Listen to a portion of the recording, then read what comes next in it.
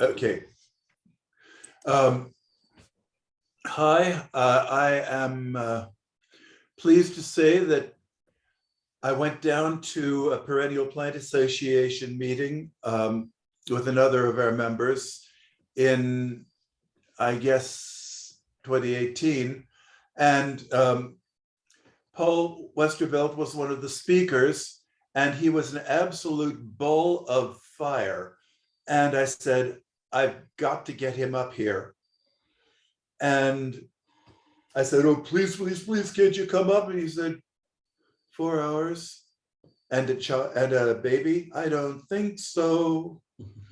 And then 2 years later, I said, would you please, please, please come up? And he says, 4 hours and a toddler? I don't think so. But anyway, Paul is an absolute plant nut. And he's a wonderful speaker. And with that, I'm just going to turn it over. Oh, he works for Saunders Brothers, which we won't get a chance to buy from because I believe it's wholesale. But anyway, he'll probably show you a little bit of what's available, and then we can go over to our local garden centers and bug them. And with that, Paul, I'll turn it over to you. Woohoo! Well, I will attempt to share my screen, which Olivia was very patient as we tried earlier. And does it look the way it's supposed to? Yes. Yes. Awesome sauce. Great. All right. Thanks very much. I work for Saunders Brothers. We are a wholesale grower in Nelson County. That's halfway between Lynchburg and Charlottesville, which feels a little bit from a political standpoint like we're stuck between the freeze gun and the heat ray. And we're just right there because we're halfway between the two, and there's the two different directions coming. But it's a lovely place to be a wholesale grower. There's nobody here. We have one stoplight in the county. We have 15,000 people in the county. But we do, after we got the first stoplight, there wasn't one when I moved here 16 years ago. But now there's 3 microbreweries, a distillery, and a cidery. And so I think as long as the rate of development is at about that pace, I'll be okay with the second stoplight. It's a wonderful place to live. Saunders Brothers started in 1915 as an orchard. In the 1950s, Paul Saunders loves boxwood, right? He looks at the world through boxwood colored glasses.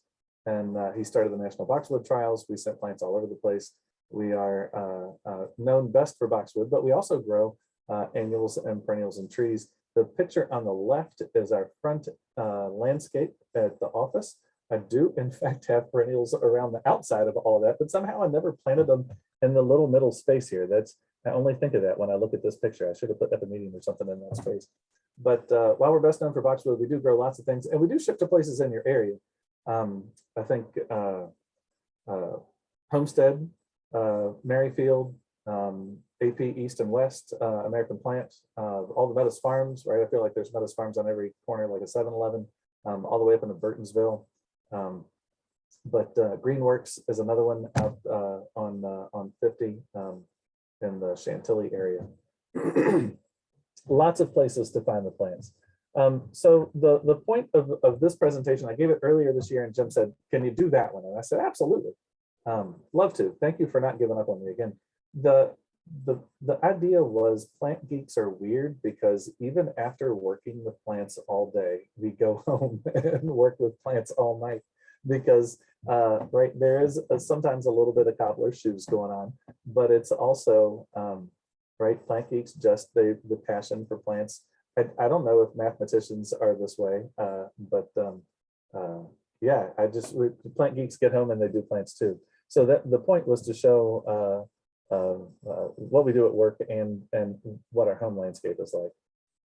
So at work, I'm the head grower and production manager for annuals and perennials. The growing, right? You guys are all plant geeks. You know the growing. It's the how we do the finished product. What planting media we pot in, the plug size, what fertilizer, what water, what biocontrols we may need, or chemical controls that we may need for the control of whatever's bothering it. That's not the fun part, though.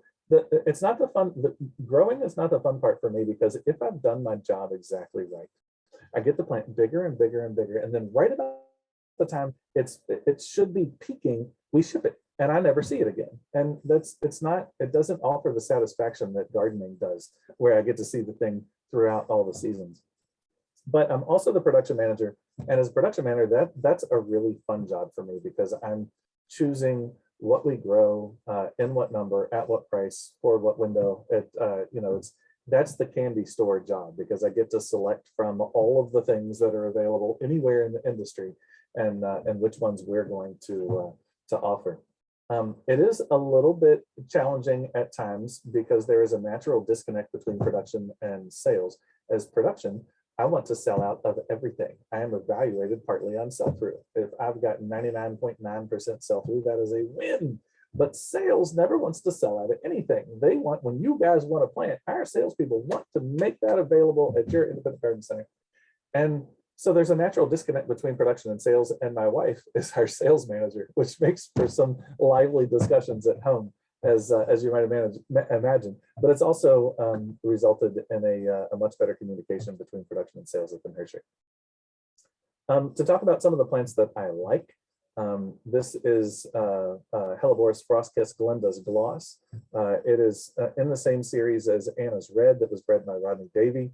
It's an interspecific hybrid. Somebody else has taken over, Acceptio has taken over the breeding since then, a guy named Bart Nordhaus. But it was bred to have very large outward-facing flowers, not completely, not straight up, not like a satellite dish, but outward-facing. And I love this one more than the others because of the backs of the petals, because this is not a very flattering, it's not a very gracious picture of this plant, because I'm looking straight down on top of it. But that's to prove a point, because people always look at the back of hellebore flowers, and you can see that the backs of these flowers have that great raspberry edge to them and a little bit of veining. You flip it up and the flower is a perfectly lovely flower. But it's the backs that I like about this so much, and they just bloom and bloom and bloom. I love them. The other thing that I love about the whole series is this foliage. The foliage on this looks good enough. I mean, if it looks that good, I don't care if it's blooming. I'm not going to cut the flowers off, right? I like the flowers. The flowers are great. But with foliage like that, right? I need more of that. If the deer are eating your hostas, replace it with a Frostkiss hellebore, because they're, holy smokes, I like these. Also, because we're the Boxwood people, I wanted to try to select some plants to try to specialize in as a nursery, and specialize is more than I've been able to do so far. But I wanted to make at least some perennials available that work well with boxwood. Right, boxwood are dry shade in deer country, and they keep chugging right along. And so hellebores will do that same thing. Epimedium will do that same thing. And this is one of the epimedium houses right before it bursts into full bloom. One of my favorites is Pink Champagne. Pink Champagne it's been one of the quarterfinalists for the perennial plant of the year. It hasn't made it yet, but I keep hoping it's going to.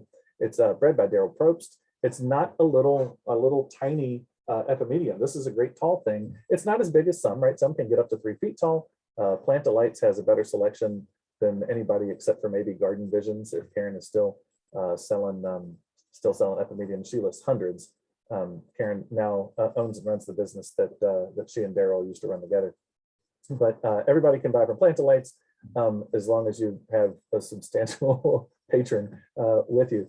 This Pink Champagne, it's bred by Daryl. It's got great red splotchy foliage when it first comes up in the spring, and then these lovely flowers, and I love them. One of the common names is fairy wings. I have children. I love the idea of garden fairies. I try to tell them when they're really little that hummingbirds are garden fairies, because there is not enough magic in the world, and the garden is naturally magical anyway.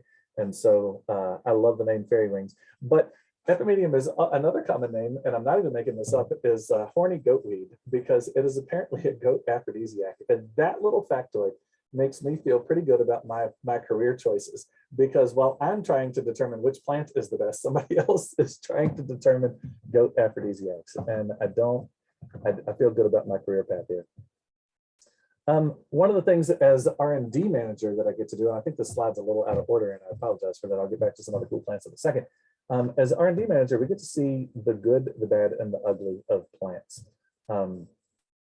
because nobody releases a new plant and says, here's a new plant and here's everything that's wrong with it. They show you all the best parts without showing you any of the negatives. And sometimes the negatives aren't a big deal, but sometimes they really are, or it's better in one way and worse in another. And this is a phlox, and I'm not going to tell you the name, I'm going to trash talk it. This is a phlox in a series that was bred to be naturally very compact and mildew resistant. And you can see from the plant on the right, it looks like it had a pretty healthy encounter, or maybe unhealthy encounter with a box of powdered donuts, right? As it got mugged by funnel cake. There's just mildew all in that thing, and it's not even blooming yet, right? You can see the buds starting to come, and it's just eaten up with powdery mildew. And they said this is resistant to powdery mildew, and I think that it may be resistant compared to the one who gets it worse than any of the most susceptible phlox. This is resistant compared to that one, but it's not actually resistant, and I don't know that until I plant it in the ground and find out myself. The other thing that I don't like about this particular cultivar is that while that flower color is absolutely stunning and looks like Candyland,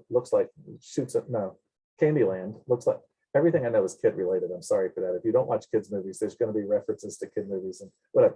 So it looks like a Candyland board to me, but about 50% of the flowers revert to either partly solid pink or all the way pink. And you don't know that until it blooms. And I can imagine you saying, well, of course you don't know until it blooms, Paul. But the reason that matters is because you can see what the habit looks like on the picture on the right. And it forms a really nice mound. But once it blooms, if you don't cut out the reversions, it's going to be at least that much reverted next year. There's no reason to think it's going to go back to the pinwheel look. And so when you cut that out, you end up with a plant that's just kind of, you got holes here and you got pieces there, and it just doesn't hold up to the promise. I think when people plant a perennial, they expect it to look relatively the same from one year to the next, multiple years in a row, right? It's got, if you're going to die at the end of the year, are you going to come up looking like something else? That doesn't hold up to the retail promise, in my opinion. One of the other things I like about R&D, I get to plant all the plants side by side that look similar. There's been a kind of a run on dark leaf Penstemon lately. If I had one available, if it was Huskers Red or any of these other 5 that are out there, if I had one available, and that's what we sent to retailers, that's what people would buy because that's the only one that's available. But it's only by planting them all side by side that I learned which one is the best and which one isn't. And so we've got, we've got Onyx and Pearls, which is beautiful right now, and it's huge, but it flops when it's wet. And that is Dark Towers. This is Blackbeard, which has the darkest foliage in the spring. Midnight Masquerade, which is the only one that doesn't flop when it's wet. This is Dakota Burgundy, which is actually one of my favorites because while it is floppy, it has the best overall package to me. And then Dakota Verde in the back, which, why do you have this child next to the other? But it has amazing fall color. It has like Vermont sugar maple fall color, not DC sugar maples that are a little bit washed out and you get some yellow and maybe a little orange, like the big upstate Vermont sugar maple good fall color on it. And when I have it at home in a place that's dry, it doesn't flop at all. And so that's another thing that I learned by trialing it in the ground. I thought all these plants were floppy, but it's because I'm planting them. This is relatively wet and heavy clay because it's downhill. And so all the drips all drip all down and run down into the other. One of the things R&D manager lets me do is travel. This is in the Netherlands. You guys, there's a Baltimore girl here. You guys might recognize Angela Treadwell Palmer. She lived in Baltimore or the Baltimore area for a long time. She runs Plants Nouveau, and this is Hank Holtmatt, who's one of her primary breeders. This is for her B series of Monarda, and I got to go. We're a part of a group called Synergy, which I'll tell you about in a little bit. Other perennial trials, I love going to perennial trials. You guys have great perennial trials just up the road from you,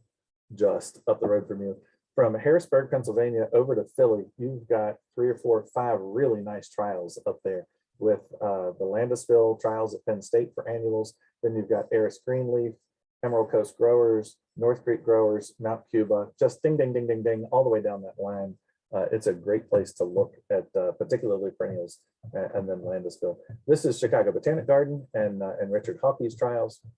One of the things I love about going to trial gardens as an R&D person is I'm looking for what stands out from the rest. And I was really delighted to find this Panicum Prairie Dog there. There are some There's some problems with the panicums that we've grown up with. North wind gets rust so badly and the leaf spot so badly, we can't even plant it anymore. We don't offer it because it gets diseases too badly. Shenandoah, which was the red that we all grew up with because Wolfgang and Omen and Jim Van Sweden loved this grass and they planted it out and it was the red panicum of choice for a long time. Now, because it's from division and everything divides out, and we probably planted 1,500 Shenandoah this year for production. And I see blues in there. No blue is going to turn red. I see straight greens. I see some that have great red, but I see everything under the sun. It's so polluted now that it doesn't, again, fulfill the promise that you guys expect. When you look at this tag at a garden center, you're looking at all the sources that you find for which plant you want. And I think we need to follow through on the promise that we're making to you as the consumer. So this prairie dog, I'm excited to see a blue, upright, dense panicum, and I look forward to growing that next year. Chicago, still Chicago. Ball. Ball's a great place to see trials of kind of the mainstream or more box perennials, right? You get the Syngenta and the Duman and the Ball, Darwin, Kieft, Ball Ingenuity stuff. Ball's like Disney. They own a zillion companies and they kept the same name for each of them. So the seed perennial is Kieft and the vegetative perennial is Darwin, but the bare root perennial is Darwin Cable, and then it just goes on and on and on and on. To see which ones do side by side, because I'm also the R&D and plant production manager for annuals, looking at 300 petunias to figure out which one is the best one for me or the best one for our production it's not what I would do for fun, but it's not the worst place to spend a day, right? I don't know what your office looks like, but to be stuck here making notes for a day is not the worst thing. Then you go to Walter's Gardens and you see that they're working on perennial breeding of Agapanthus. And this is Western Michigan, Zone 5 Agapanthus. This is not Cape Town, South Africa. This is Western Michigan. Now they have very sandy soil, which helps. And they're close enough to the lake that they get pretty good snow cover, which helps because there are some years that in our area, we don't get snow at all, right? We got a little bit last year, but 2 years ago, I didn't get any snow. My son didn't remember snow when he was 3 because he was too little when it came the first time. But these are doing in our area, and I'm trialing them to make sure that they can live in our winters too. Great annual trials, Raker and Central Michigan has 5 acres of annual trials. You just see such neat things as a plant geek when you visit trials. I really encourage that, and that's one of the best parts of my R&D job. So to talk about a couple other plants that are great, the plant on the left is a plant that you will have heard about. It's gotten a lot of press. It's Terex Everest. It's from Pat Fitzgerald. He's bred a bunch of great performing Terex from Evergold. And this is the plant that ate Everest. This is Terex Featherfalls, and this may be less familiar to you, but we trial hundreds of perennials every single year, and I always hope to get one plant that's going to be classic enough that I'm still growing it 15 or 20 years from now, that it doesn't get superseded. And I don't think that Featherfalls is going to be topped because it is so much more dynamite. After 1 year in the ground, a gallon pot will be, from the tips of the things, will be 3 feet wide. It does sun, it does shade, it does wet, it does dry. Unfortunately, it only comes in this variegation in a solid green, but it is just right. This is in the spring. This is later that same year. And it's not the most flattering picture of Featherfalls there because we don't baby the trials at all. We don't dress them up. We don't, you just put them out there and they do or they don't. Here's Everillo. This is one of the siblings of Everest, and it is a wonderfully chartreuse grass. It does require some protection from the full sun, but it is much more vigorous than Everest. And right, just big Cindy Crawford curls. I just love this thing. Baskets, ground, it's great all the time. Featherfalls. Dianthus Vivid Bright Light. I'm not inherently a Dianthus fan. I don't hate them the way I hate Coreopsis, but one of the things I was kind of jealous about Dianthus Cahori, because in the north, Cahori blooms all summer long. I was standing at a Michigan trial, and I saw in the middle of August a flower show that was just this good. But August in Michigan is different than August in our part of the world, right? We have 70-degree nights for weeks or months on end. This is Dianthus Vivid Bright Light, and this is July in our trial. This is just heavy blooming, right through the heat of summer. Dianthus vivid bright light follows through on the promise that Cahori made in the first place. Lysomachia lanceolata, when Jim saw this presentation earlier this year, it didn't have a name yet. It does now. It's Burgundy Mist. You may have, it's been out for a couple of years under a fake name. It was under Lysomachia lanceolata variety purpurea or atropurpurea. That was a fictional name. It was made up by a nursery who needed to distinguish the bronze leaf form from the green leaf form, which is necessary, but it made it sound botanically accurate and significant and recognized, and it was well, it was at least not recognized. You can't find it in the flora of any place, this atropurpurea. So they gave it a cultivar name called Burgundy Mist, and Lysomachia always kind of creeped me out a little bit because I've seen some Lysomachia run like crazy, right? There are lots of Lysomachia that you planted once and then regretted it the following spring. And this one did not run. It formed a little mound. It's got this great burgundy foliage and those yellow stars. I love it. It is native. It was found, I think it was in Tennessee, by Mike Berkeley of Grow Wild Nursery, Mike and Terry. Terry's really active on the plant geek groups on Facebook, so you might run into Terry Barnes. This is their plant, which makes me love it that much more. And you get good fall color on it also. So this is another one, and it's native, which makes me feel better, right? We don't need exclusively native, but why wouldn't we choose it when we could? Then salvia. This is Salvia May Night. We replanted it 3 years because I thought something was wrong with it, because I don't plant Salvia May Night in my home garden, but I didn't think that it would be as popular as it is if it flops like this in the landscape. But each year it fell open like a wagon wheel. And I'm not showing you this in bloom because all salvias look great in bloom. It doesn't matter what they look like in bloom. They all look great in flower. But this is Blue Bayou, right next to May Night. It blooms a month earlier than the other Nemorosas. It blooms in time with the Pratensis, and it has just such a great flower show. And then after, I mean, while they all look good in bloom, eventually they are past bloom. And what are you left with at that point? And if you choose May Night, which we're still selling by the thousands because people have to have May Night, this is what it'll do after bloom, right? It'll be silver with mildew and it'll fall over like a wagon wheel. Or you can have Blue Bayou, which reblooms again in the fall and is just that much better. It's going to be tough to unseat May Night. It's been around long enough. People know that plant. They know that name. There are landscape jobs where they will not accept a sub. They have to take the one that's been spec'd. And so it will be a tough row to hoe. But if you're in the market for a nice big blue salvia, look for Blue Bayou. That's, by the way, that's Bayou as in made by you, not down in the bayou.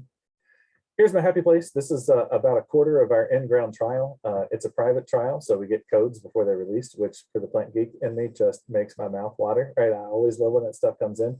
The other thing that I like about it being a private trial is if it's going to burn up with mildew, if it's going to catch on fire with mildew, it can burn to a crisp here, and I don't care. I want it to do whatever whatever is not going to be right. I want to see it in a ground trial so that you don't see it in your garden.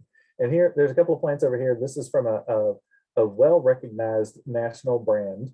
And the reason these paniculatas have brown leaves on the bottom is because they've died from such heavy mildew. And it says it's powdery mildew resistant right there in the description.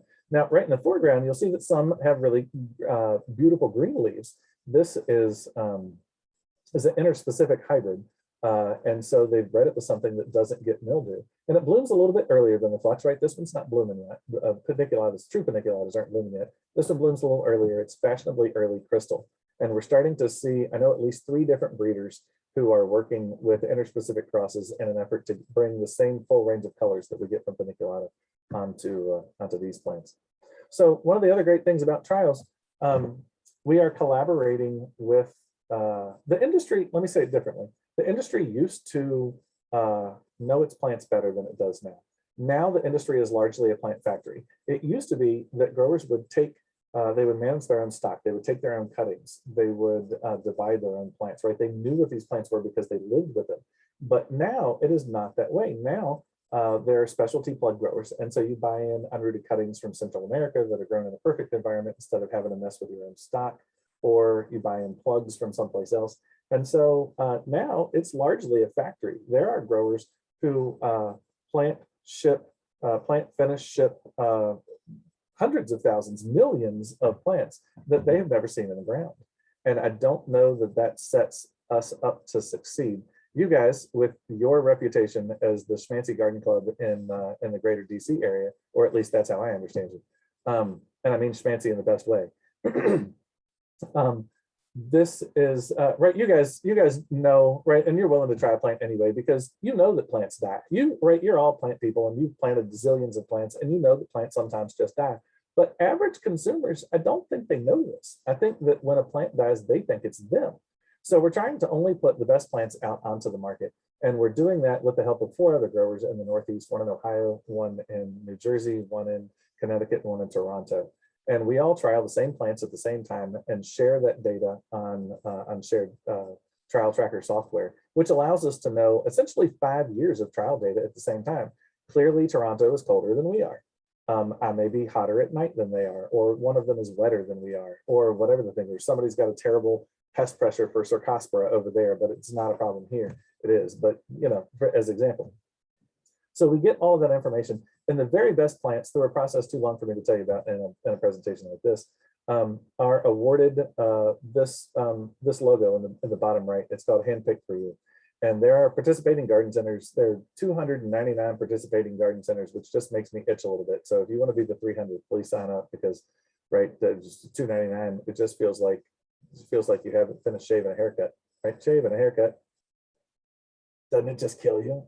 Or the last note in a scale that they don't play, it kills me. You guys don't look like it kills you. That means you're a more tolerant group than I am. Congratulations.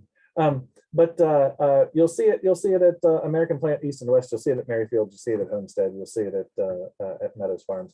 And that means that those plants have, and there aren't very many of them, frankly, that those plants have been tested thoroughly in your area and tried, and the Independent Garden Center there also believes in that plant.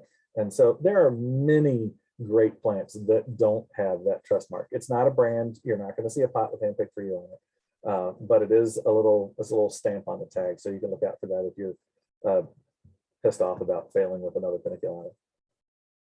Then this is home. Work is where I do the latest and greatest compact spring blooming whatever, and home is where I hide from the world. Home is where the ADD in me can relax for a second, because I don't have to perform for somebody. And I didn't realize until I gave this presentation quite how different work was from home, because I think of myself as just a plant geek. This is our property. In 2010, we bought 40 acres. It was the bottom of the recession. It was a great time to buy. We own to the middle of the river here, the Piney River. Riverfront property is much more romantic in your head than it is when you realize that the state road is between the bulk of your property and the river's edge. But it's fun, right? We can swim in our own river and we can fish in our own river, and our kids like to play and sit in the river and throw rocks and do all the things. And it's not deep enough that they're going to drown, as long as I'm paying attention. And I like that. So to explain it to you a little bit, this is about a third. This is river bottom soil. This is sandy loam river bottom. And it gets a little swampy back here most years, though in the drought this year, it got mowed just like it did in this picture. About another third was logged 70 years ago. Everything's been logged because it's Virginia, and that's what we do. And the last little piece here was logged about 5 years before we bought it. And from this image, right from the Google satellite, it looks like it's flat, but it's actually 100 feet of elevation change between the river bottom and the top of the hill here. And this is what it looked like when we bought it. It was savanna, and I loved it so much. And I thought, I can do such things with this. And I saw Wisconsin in this, right? And I saw Aldorf all over the place, and I saw lasting form, and I was so dreamy about it. And I was wholly unprepared for the brutal reality of succession. This is what it looked like when we bought it in 2010. And this is what it looks like now. This is the white pine right there. This is the eastern red cedar right here.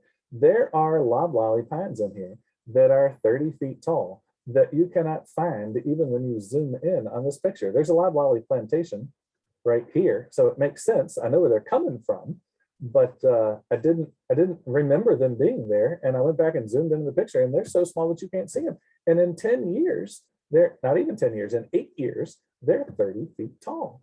And we've lost the view as a result. So this is, we worked with an architect to design the house, and we moved in March. And right, this, I imagine these rich Aldorfian borders, double borders, right? The one on this side is almost as big as the one on this side, and it dips off 100 feet from here to the river bottom. And so this time of year, you can see fog collecting in the valley here, and the sun first thing in the morning comes up and it just touches the tips up there.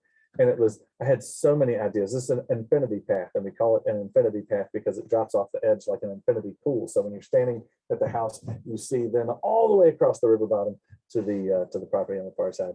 And I had plans, and then we had a baby. She's awesome. Her name is Magnolia, and we had her in October. She'll be 8 next week, and then 3 years later, we gave her a little brother named Crozier. If you don't know what Crozier is a fiddlehead of a fern. It's an unfurled fern frond is a Crozier. And the top of a bishop's staff is called the Crozier for the same reason. And he's a fun little dude. This makes me look handy as hell, doesn't it? I am not handy. But we happen to be building a trellis of sorts. And so I do. This just makes me feel like such a stud with the tape measure and the fancy gloves and all the thing and the little guy there. But yeah, so we had kids, and now we garden when we can. Sometimes it's right after breakfast. This is, before the sun gets on that particular bed. That's mama with the shovel and dad with the camera, which is not the way it always happens, but it's nice when it does. And they're in their pajamas, right? We're gardening when we can get it done. And I thought it was funny. I noticed that Crozier's not wearing any shoes, which is funny because sometimes he only wears boots, right? This is my little dude. I feel a little bad in the picture, right? It looks like he's never ever been in the sun. I am allergic to the sun, and so we're sensitive about that with our kids. But I look at that and I just imagine Boo Radley as a kid because, right, he's just ghostly white. But he loves to dig.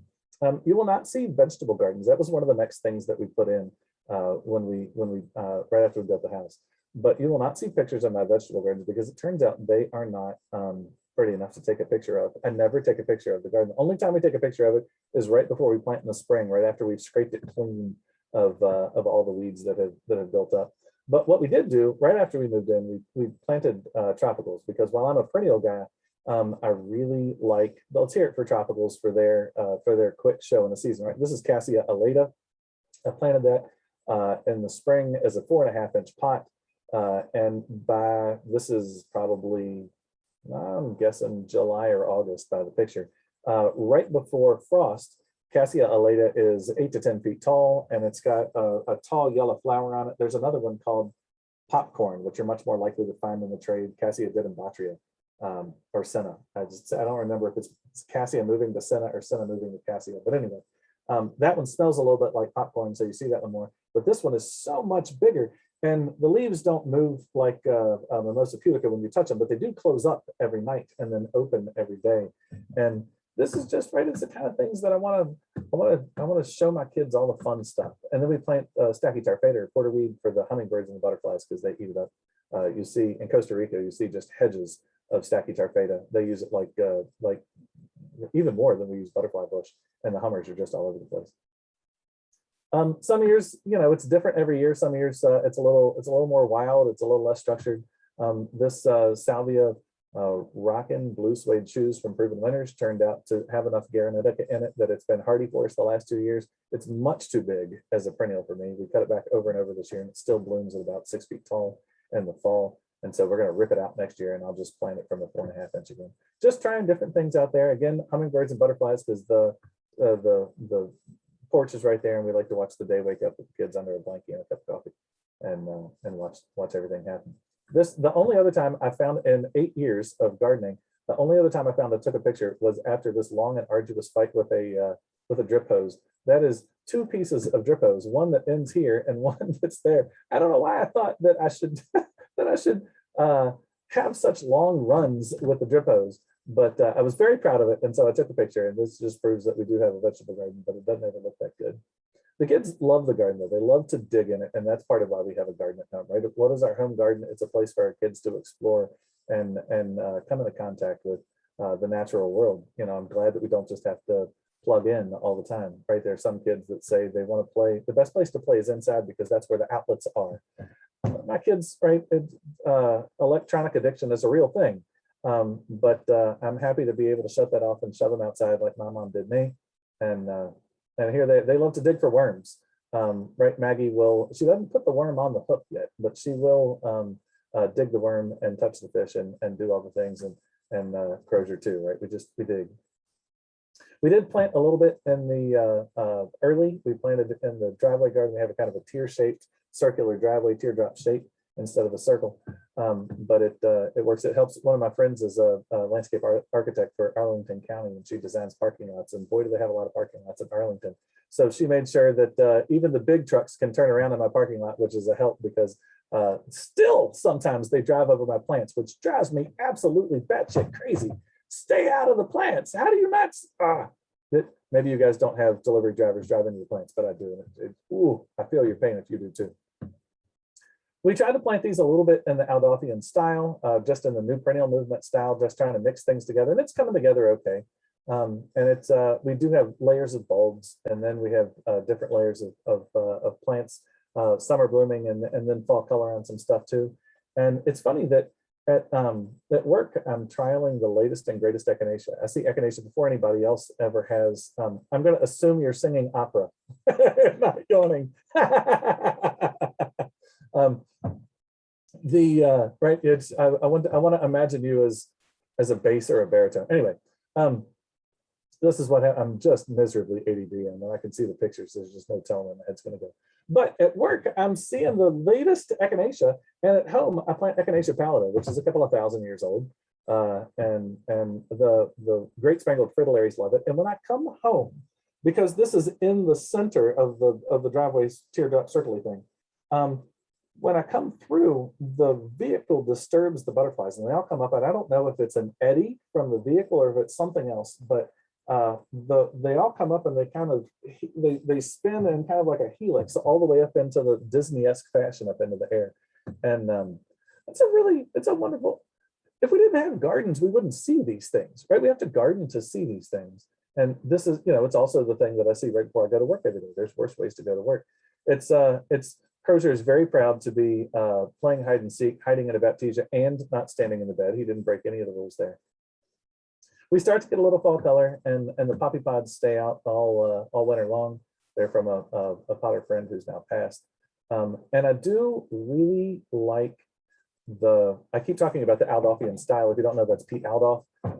And he's the kind of the rock star of the new perennial movement, or the naturalistic planting style. He points out that we should look for beauty in places that we wouldn't ordinarily expect to find it. And so I really feel that way about the lasting form of things and the pattern of the frost as it comes down this Comptonia leaf, right? I love these little things in the garden. And if we didn't have the gardens, we wouldn't see these things, or we'd see them on Facebook and Insta instead of seeing them in other places. Next thing, we planted a bed right up next to between the driveway and there was this little patch of grass, and I didn't want to mow it. And I think it was Richard Hartledge who said, if you design a garden without fall in mind, then about after June, it starts to look like shit. And that sounds like the advice of someone who's done this before. And so we start with hellebore and epimedium, and then we move into the mertensia. And then the phlox stolonifera and the barricada and tiarella and this martagon lilies, trying to stretch the look a little bit further. This is a great fern. I have a thing for crosiers now. I didn't before I named them crosier, but now I have a thing for crosiers. This is Dryopteris australis, which is I think called the Dixie wood fern. I'm better on my botanical names than I am on common names. But this is Dryopteris australis, and it's a tall evergreen fern. It's flat as a pancake once we get a frost of any measure, but it stays evergreen right through the season. And after that, then the tulips come out. You get a little riot of spring color here. And then after that, right, you can see the phlox is now done. It's just these little tidbits, but the tiarella is still going, and the Brenner is in and up, and we've got a great Dianthus that's coming out there. And this is the restful place that I tie my shoes every morning before I go to work. Just this little space. And so no matter how small your space is, right, you can pack it full of plants. If there's room for a weed, there's room for another plant. Then it's foliage through most of the season. We do have a line of martagons through here that I didn't take a picture of because this was before them. But some things didn't work, right? We tried to have some burgundy foliage in here too, and the Cimicifuga was just too dry for it. I couldn't take it that dry, and I'm not going to water. In the fall, we get just a fluffy mass of the autumn brown. So then how has my back come along? How am I Aldolfian borders? This is where I'd like to show you a picture of the treehouse. There's always something that comes up. This year we built a treehouse right off the edge over here. And it's got a sleeping loft in it, so we can sleep out there, and it's our little campsite. And And it's way up in the air, and it'll be a tree blind, and it's a great place to hide from everything. There's no electricity and no plumbing. Mom kept asking about that, and I told her she's not going to move in. This is what it begins to look like, though. While I'm dreaming of it, right, some of these things are starting to happen. And what we found is if we mow this in the spring, if we mow it once a year with a brush mower, and we don't, right, I wish I had a better view through here still, but the succession is happening, and there's a lot of great native spring trees that happen. And so I'm starting to learn to appreciate the things that I already have in there. We cut paths in it so that the kids can get in there and you can kind of walk around through it. We just let the rest of it happen on its own. And what we discovered was there are plants that happen that we didn't know existed, right? This is Eupatorium, the plant on the left is Eupatorium sessilifolium, which I just thought it was Hyssopifolium. And it's a beautiful little thing with those red stems. And on the right is Desmodium there, which gives you the little seed packets that stick to your clothes in the winter. With the Andropogon behind it. And there are certainly better looking ornamental grasses and better looking Desmodium, but this is what's happening on its own. And the kids run out there and they're looking for their treasures or whatever, and they play in it. And that makes me, right, this feels like a success as a landscape to me. And it ends up doing this in the fall. All that broom sedge makes this great orange color. And that's not the worst look, right? I wish that there were supposed to be 5 uprights, and I only planted 3, and we're trying to make them into columns of different heights. But that's not the worst looking. It happened all on its own. And so many things happen. This is Verbicina. Or wingstem, and it's a great pollinator plant. It catches the light really well, and it's a tall perennial, and it has lasting form, which I like. And this is tridens or purple top. It's only floofy stage. It's purple before it blooms, and it's purple after it blooms. And there is a time in early August where whole hayfields have a burgundy layer at the top because there's so much tridens in bloom. And what they do in the fall together, though, they do this, and they catch the light that way.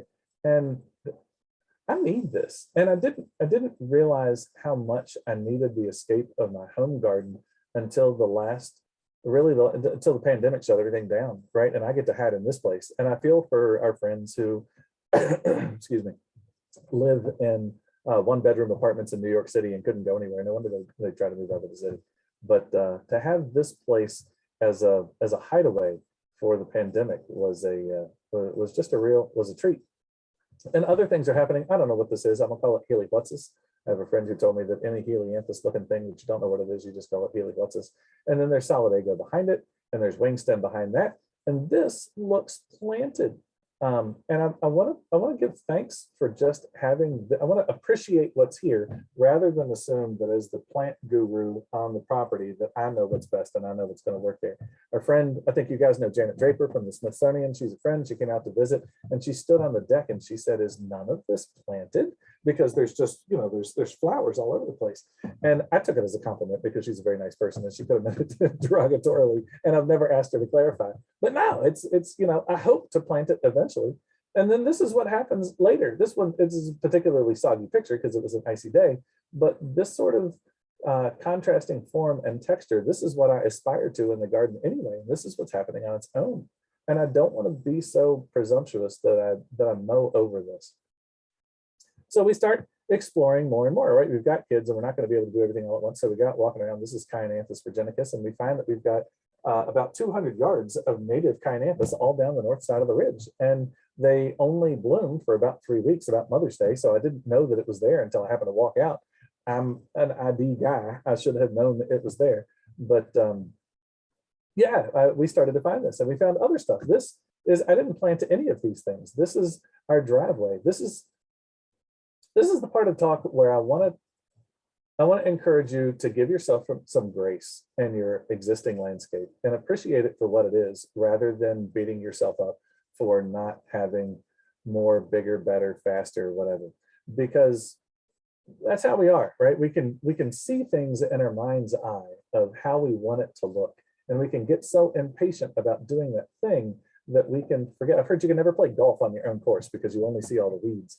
And I drive up my driveway and I see that the tulip tree and the maples and the dogwoods and the redbuds are all doing their own thing. And it's there if I appreciate it. And so I'm a lot less eager to just cut everything down and plant whatever I think ought to go in there.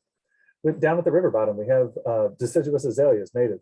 And I don't know that I would have chosen this color. I would prefer the kind of blazy, orangey red, fragrant, whatever. But I don't think I can improve on this. And this is the one that's happening down there all on its own, right there in the river in the spring. I get to see it when I drive to work every day. And Ephemeranthus, this is the little, we lived there, I don't know, 6-8 years before.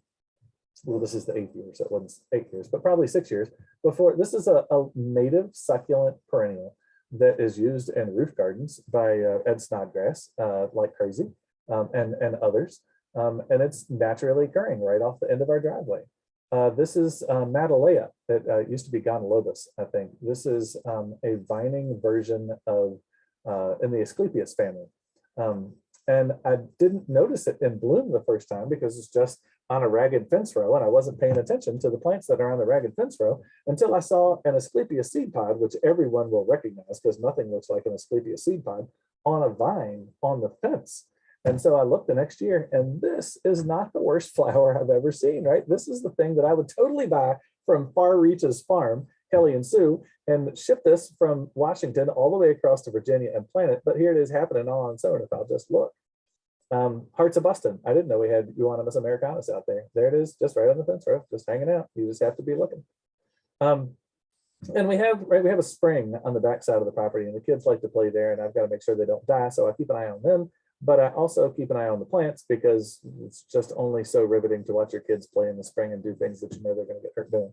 So we've got this Galliaris, the showy orchis, just turns out to be blooming on the property. And we've got a pretty good stand of putty root, right? This is not the fanciest terrestrial orchid that ever lived, but a plectrum, right? It's not the worst either, and it's an orchid, which just it makes me feel better. We've got crane flat, we've got rattlesnake plantain, and we've got every day in the woods with the kids is a treasure hunt, and sometimes it's bones, and sometimes it's mushrooms, and sometimes it's other thing. And these are egg cases, and I thought they were little brass nails hammered into the tree. It's on Carpinus, and as we started looking around, we found more trees with egg cases like this than we did without. And so we Googled it to figure out what it was. And my daughter she's excited, Dad, look at these eggs. And so we find out it's wheel bug.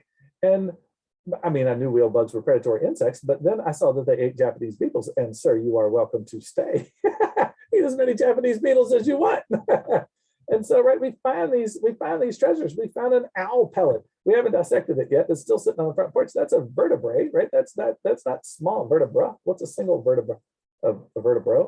Anyway, we can hear owls at night. That it's quiet enough and rural enough where we are that we get owls in the trees by the house. And it's not like it's a farmhouse built in 1910 with single pane windows, right? It's new construction. It's not fancy, but it's nice double pane insulated windows. And we can still hear the great horned owls at night. And I want to be careful not to change the landscape too much. We have a lot of deer, but we put up game cameras. While we were stuck at home last year, we decided to put up game cameras to see what kind of animals we had, because we've seen some pretty cool animals, but we weren't sure.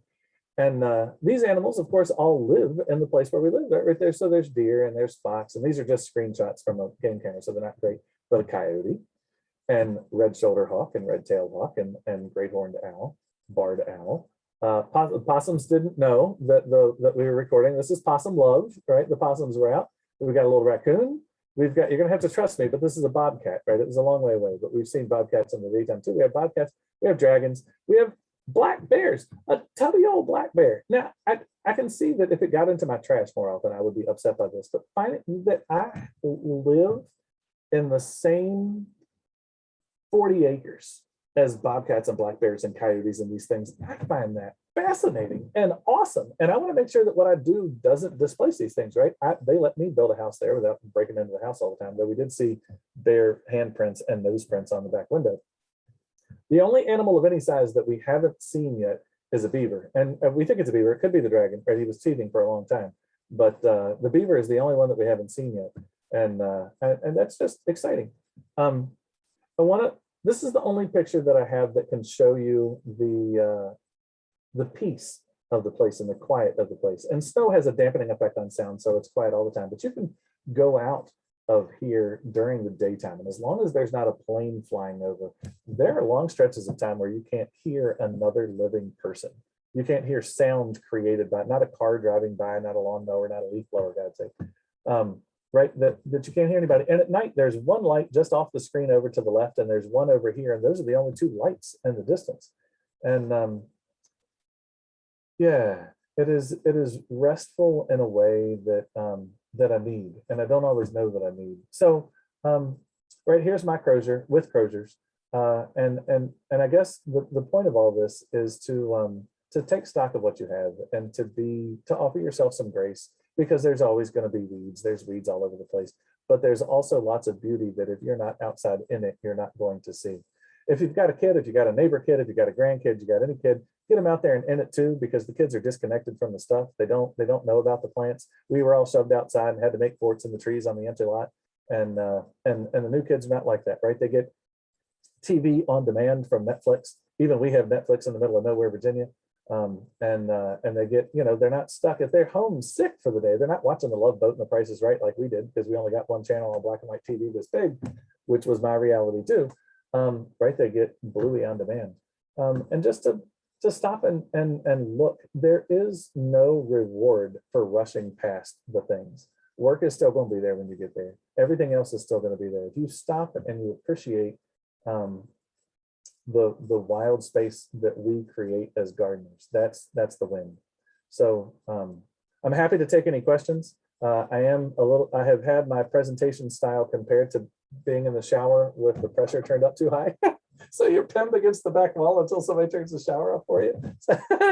But I'm happy to have any feedback or any questions or anything else. Paul, this has been a delightful talk, and I really want to thank you for this. I have a 23 and a 25-year-old, and it turns out, I just learned this. You learn this when your kids get older. They had always wanted a gaming system of whatever that is, I don't know.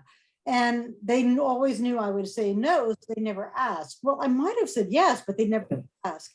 So it's kind of funny. But they grew up learning about spring because we would go out and we'd look to see what came up in the spring, and learning about the seasons because we would go out and look, and learning because, I made them stare at the ground and watch the ants crawl around. And so they have had that experience, even though we live inside the Washington, D.C. Beltway, and because, I care and I'm interested. So it's fun to see the difference between 40 acres versus my 1/3 acre inside the Beltway. You can still have that same kind of experience. So anyway, it was a great talk and so much fun to hear. I appreciate that. There are several questions. The first one, just going in order, is that Sally had brought the pink champagne up a medium and is delighted with it. I did miss the name of the Penstemon that had the great fall color. Can you tell me the name of that one again? It was early in your talk.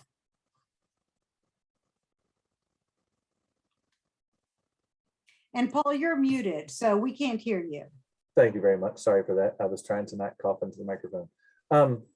It was Penstemon Dakota Verde. All of the Penstemon have passable fall color to good fall color. Even Husker's Red has good fall color if it's in the right place. But Dakota Verde really has exceptional fall color, and the flowers are kind of a light pink, edging towards white. None of them are really dark purple, but that one is a little bit lighter than most, but pinker than Digitalis. Not Digitalis, Penstemon Digitalis. That's why it's darker pink than Penstemon Digitalis, the native one. Yeah, and people love knowing the logo that you showed. Good. So that's helpful.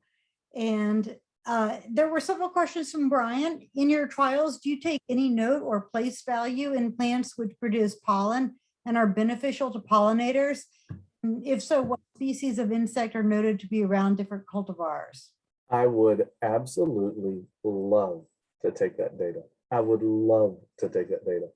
We don't have the staff to take that data. But a place that does, there are several places that are doing research on that. The plants are released faster than they can otherwise be.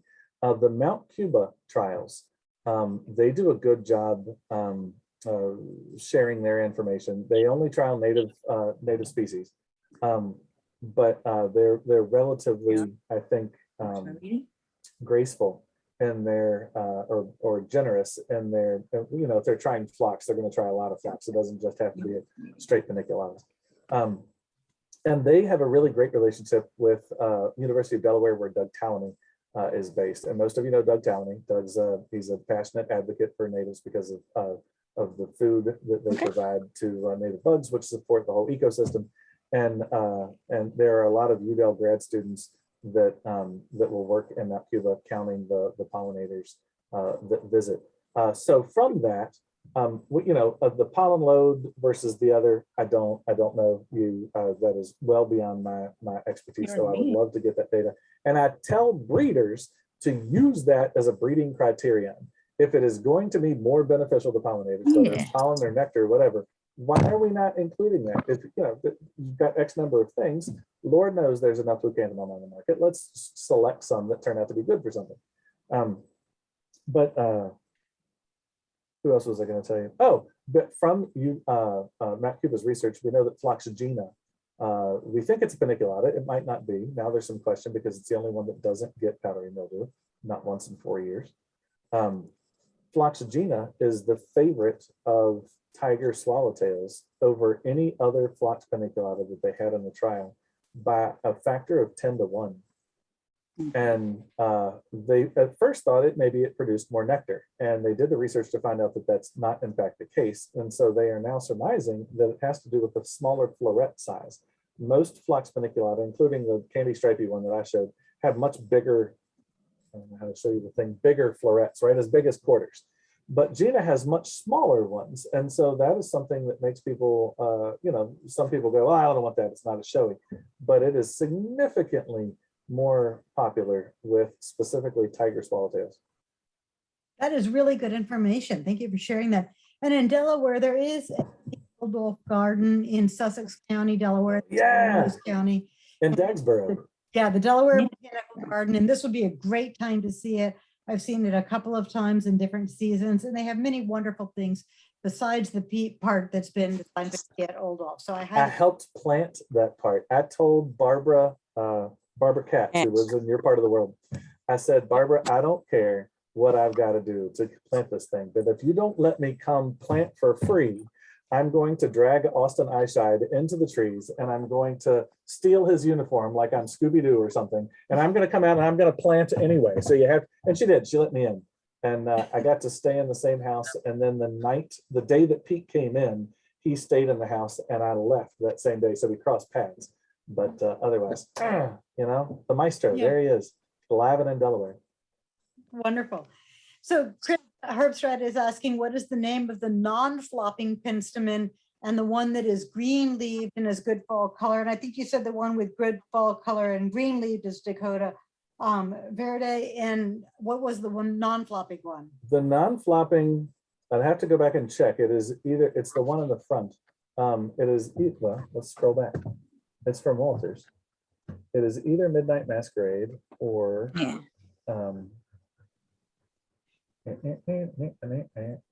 I'd get out faster if I just escaped the thing over. There we are. Where is it? Oh. Riveting part of the top. Oh, way to go. There it is. Blackbeard. It's either Blackbeard or Midnight Masquerade. I think it's Blackbeard. Okay. But in dry, none of them will flop the same way, right? If you put it in a dry place, it's not going to do as much. The Penstemon digitalis you see naturally in kind of swampier places and wetter places, but they can do dry just fine. They'll be shorter, but they won't flop at all. That's good to know. As a grower, Sally Burr is asking, as a grower, do you have any pressure to make the plants you grow fit into the shipping container dimensions for the big box stores? We don't sell to the big box stores, which I am really happy about, but that doesn't mean that we don't grow some of the same plants. I personally love the great big plants. A couple of years ago, Perennial Plant Association, of which I'm a very active member, selected Anemone honorine Jobert as its perennial plant of the year. And I thought that was such a middle finger to the industry. I loved it because this is, I apologize if I'm, we're all friends here, right? Sorry. The industry is focused on the latest and greatest compact spring blooming, whatever. How many can you fit an extra shelf on the rack? And Honorine Jobert blooms at 6 to 8 feet tall in the fall. And she's 170 years old, right? It's such the counter to everything else that that the industry seems obsessed with, and every garden magazine in the spring. Yeah, I love that. The challenge is at retail, there are limitations to what they can do. And so anemone whirlwind, which only gets half that tall, doesn't blow over on the bench as much. And so it doesn't beat up when it's at retail. And we've, unfortunately, we've conditioned consumers to only buy what they see in bloom. So, you know, it's hard to sell fall bloomers. Like Vernonias get tall. Some of the Helianthus get tall, the Eupatoriums, right? The Joes, they get, some of them just towering. I love them. But people seem afraid of those at retail in the fall, and they don't buy them out of bloom in the spring. So am I concerned with it? I'm more concerned with how they perform than I am whether or not they can fit on a specific, right? If it's 16 inches instead of 12 inches tall. Yeah. I want all of the things, right? I want the big ones too. Yeah, that's a really good point to think about the consumer's perspective. I have a neighbor who has recently gotten interested in gardening, is completely new to it, and was delighted that a plant that she had planted came back the next year. She didn't know that plants did that. It was completely novel to her. So, you know, they're all different kinds of people. No one in this club would think that, but it was fascinating because I had never had that perspective that somebody would be surprised that a plant would come back the next year. Now, someone else asked another question about a couple of names of plants that you mentioned. Oh, good. What is the name of the constant blooming Dianthus? Dianthus Vivid Bright Light. Okay. There will be more. They're getting better. The Mountain Frost series from Ball is pretty good. And there's a bunch of them in there that are not, it's a collection. It's not a series. Those plants don't all look the same, but they do bloom pretty well right through the summer. And the Paint the Town series from Proven Winners, bred by Hans Hansen, is also pretty good. But in our trials, which are the closest to your part of the world, Vivid Bright Lights is the winner. Okay, Vivid Bright Lights, that's a Dianthus. And then the non-flopping black Penstemon, just to reiterate, was Blackbeard. And then there was a comment that the tall fall bloomers are difficult to manage in retail. And Binkies, which is now out of business, did bring in fall bloomers as soon as they were available. That's all the comments I see in the chat right now. Does anybody have anything else they want to ask, either in the chat or verbally? I want to say hi to Judy and Chris because we know each other on Facebook, but I don't actually know you guys in real life. So, oh my gosh, it's so great to meet people. Judy, and I love that Carol keeps disappearing into the foliage behind her. Yeah, it's a neat look. And then someone else asked, what is a Dolphian? Is new perennial movement? Not sure of the spelling. Dolphian is what I use to refer to the style popularized by Piet Oudolf, who was a Dutch designer of really incredible talent and ability. And it is intended to, it is not natural planting, but it is to give the idea or the perception of natural planting. It's a distillation of all the things that you would like to see there. It's heavy to grasses and lasting form. It's about looking for beauty in places that you wouldn't otherwise see it, and using some of those taller, bigger perennials that we were talking about, rather than just all the little beach ball size plants. If you don't know him and you're interested in something that sounds like that, it's Piet Oudolf. I can't imagine you can spell it in a way that Google won't figure it out and send it to you, and you will thank all of us. No, we won't see you for 3 weeks. I mean, I'm not going to see you anyway, but there's just a treasure trove of his work. Most popular in this country by the High Line in New York City and the Lorry Garden in downtown Chicago, but there's also one right there in Dagsboro, Delaware. So if you're going over to Cape May, you have to drive practically right past it on the way to the ferry. Now, there are a lot of people who really want boxwoods as a border, who love that English boxwood look. And we do have a lot of the problems with boxwoods in this region. I have seen some of the historic gardens having to replace them, not knowing what to do. They want to stay consistent with the era and with the owner of the original home. And the boxwoods are all just diseased and have to be ripped out. Can you tell us anything new about boxwoods and the best ones to plant to avoid the diseases that we're seeing take over and just kill them in massive amounts? Thank you to whoever thought to ask that question, because I would feel terrible if we got off the phone and Sonia said, "So did you talk about Nugent?" And I'd be like, "No." There are some, not just like Phlox paniculata, not all boxwood are great in every place, right? Some are naturally more resistant to some things than others. So leaf miner is a challenge that we have in our relative area, and some get it a lot and some don't get it at all, and everything in between. So English boxwood, Fruticosa, while it's more susceptible to everything else under the sun, it doesn't get leaf miner at all. Varder Valley doesn't get much in the way of leaf miner. And we found the Harlandii hybrids don't. So we collected as many different boxwood as we could, both available in the industry, but also Paul Saunders went with Todd Lassane and Robert Wright and the dude from Longwood, whose name I can't think of right now, Longwood Gardens. They went to the Republic of Georgia and collected boxwood there also. And so we've got wild collected boxwood, we've got the ones in the industry, and we put it in the randomized split plot design across the street from the nursery. We hired a retired PhD because my statistics are not that strong. And they put it together, and we found that there is a lot of natural resistance to leaf miner. So that's one thing. You can download the boxwood guide from saundersbrothers.com, and it has that information in it.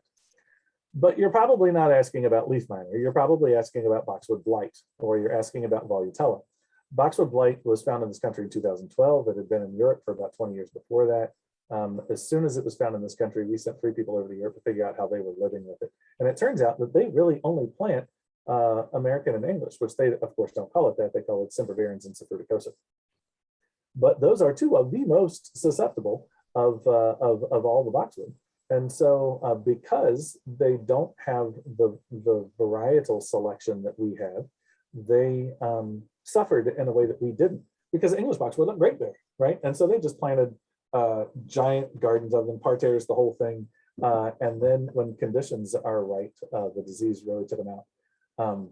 We also found that just like leaf miner, there is a lot of natural resistance to boxwood blight. And that first research was done by Kelly Ivers at NC State, and now it's been done by the USDA. It's been done by Dude in New England. It's being done in Germany. It's being done all over the world. They're finding which ones are and which ones aren't. We found that some of our, and it just happened to be that way, but it's not always this way, but we found that some of our proprietary genetics were the most, were not the most, they were some of the most resistant to boxwood blight and some of the most resistant to boxwood leaf miner. The only way to really get rid of leaf miner is to use systemic insecticide, because you can't catch the spray, you can't catch the flyers in a way to spray. And we are all trying to use less, if any, systemics, and certainly neonics are a part of that. So this is a solution to both of those things. So we launched the New Gen brand of boxwood. There's New Gen Independence and New Gen Freedom. And those are both very resistant to boxwood blight. They're not immune to boxwood blight. If it's in a bad place, they can still get the disease, particularly if it splashes up off of the soil and conditions are just right. But they, just like you would choose Gina because she is more beneficial to phlox, she's more beneficial to pollinators and less susceptible to powdery mildew, you would choose a boxwood that doesn't get the problems that you struggle with. I will tell you that it is not New Gen that went in when they redid the rose garden last year at the White House. That was not Gina, that was Green Beauty, which is also one of the very best for boxwood blight resistance. It gets leaf miner pretty badly, but you can treat leaf miner. It's much harder to treat the box blight. It's not a death sentence, but it's not good. And when Longwood Gardens redid their main fountain garden, those are Green Beauty also. I wish every order was that size, but yeah, so there's part of it. You can also manage boxwood blight by being careful about how you grow the plants. You want to have as much air movement as possible because it's a fungus, right? So you don't want to shear the thing into the tightest possible shape that it can ever be, because that's not going to, right, that's going to be more conducive for the disease. It is fortunately not a disease that blows around in the wind. It's a really sticky disease. So it's going to come in on mowers, or it's going to come in on tools. The people who volunteer to come through and prune your boxwood for free in the winter so they can take away the cuttings. Unfortunately, there's a lot of that. That also, right, it can live on the sacks that they put the burlap sacks that they put the cuttings in, and some of the cuttings are taken because there's such a demand for boxwood wreaths, particularly in the DC area where there's demand for everything. A lot of that comes from the part of North Carolina where boxwood blight was first found in this country, and they are hopefully very judicious in where they harvest and where they don't. But we know that there are some cases where boxwood blight has been introduced into a landscape where a homeowner had a boxwood wreath.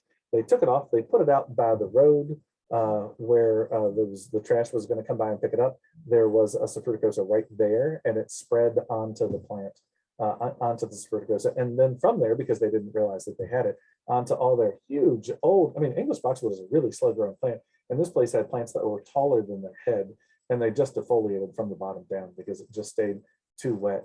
You want to cut down your overhead irrigation. You don't want turf rotors. And if you have the ability to put mulch down underneath rather than just soil, I don't know why people do this with boxwood, but there's a common thing to just see dirt under the boxwood. You want to stop the splashing up from underneath. I saw box blight at one of my very favorite public gardens in the whole world 2 weeks ago in Pennsylvania, not Longwood, and it had splashed up from the ground. If you can put some mulch down there and it cuts that down, then you won't have it come back up.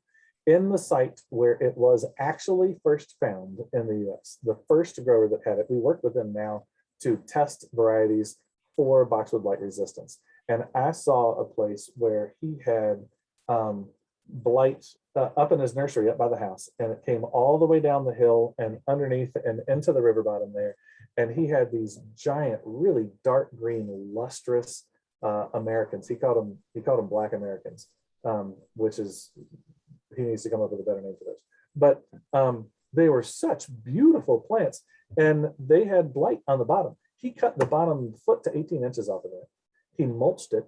He thinned out the top of the plants, and they look amazing. And I've stood there with Jill Calabro from American Hort and Xuan Hong, who leads the Boxwood Box Blight Research Grant for Virginia Tech, but it's a grant from researchers all over the country.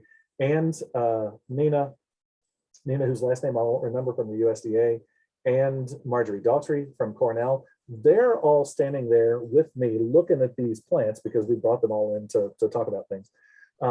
They're walking around like it's a normal Tuesday. I'm dressed like I'm about to collect ET from Elliot's bedroom, right? I'm wearing the full Tyvek suit with the booties. I don't have a respirator on my head, but you know, we don't have it yet. We don't want it. We think we'll get it at some point. So we're trying to manage everything to not get it. But there is a 5-minute primer on boxwood blight and what you can do.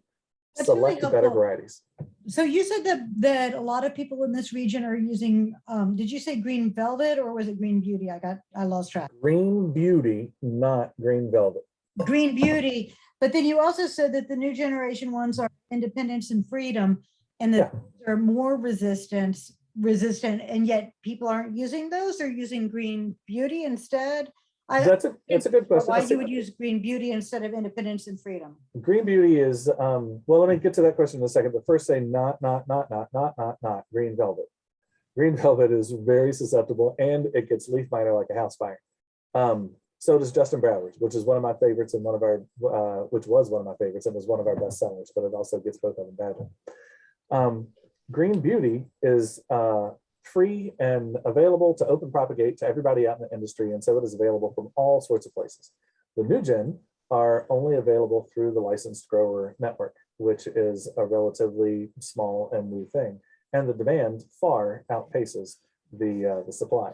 So when Longwood calls, you can imagine they want some boxwood as big as Volkswagens. We don't have any new gin that big. Same with the White House. That's why not always new gin. Another great variety that is great for leaf miner and box blight resistance that is also patented, but is not a part of the new gin line, just so it doesn't sound like I'm trying to only sell our stuff, because it is our stuff, is Little Missy. And that was bred by Norm Cole in West Virginia, and is available through Star Roses and Plants, and you should see that at every garden center. Little Missy, it's a great plant. It's a little moundy, which his wife, he named it for his wife, and she doesn't like that he calls it small and compact. But he makes good crab cakes. Well, can't speak to his desires about his wife or his wife's. It is almost 7:50. Does anybody have any more questions? I haven't seen any more in the chat. Does anybody have any other questions that our speaker, Paul Westervelt, has not yet covered?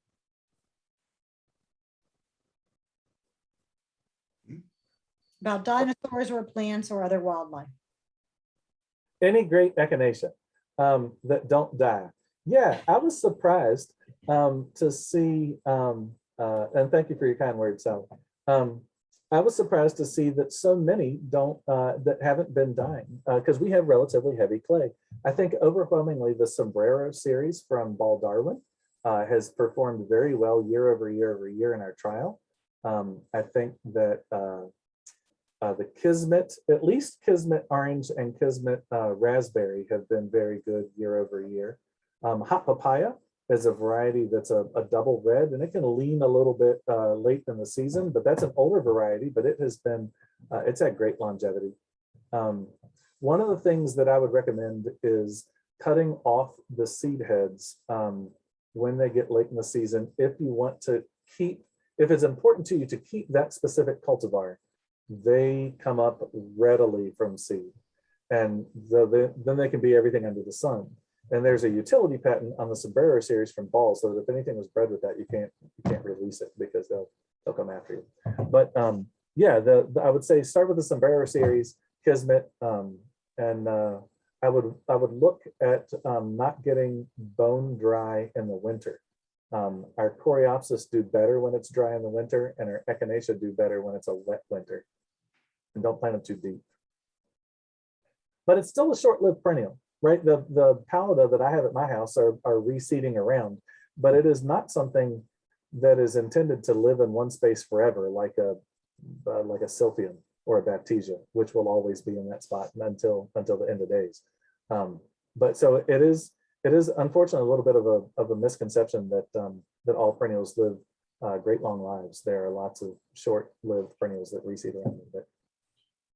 Can you set the clock back by dividing in the spring so that each plant becomes a new plant? What an interesting question. Yeah, probably. I don't know why you couldn't.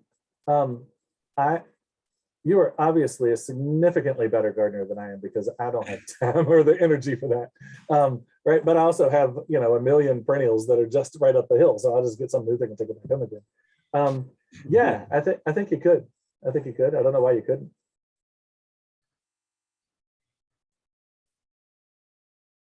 This has been such a hoot, you guys. Thanks for having me. Jim, thanks for not giving up on me, man. Thank you. And let me know when you're able to travel, and when COVID's over, we'll have you up in person to talk. Oh, I'd love that. Thanks for being in the place that we ship to the most, so that the boss says, yes, you can speak to them.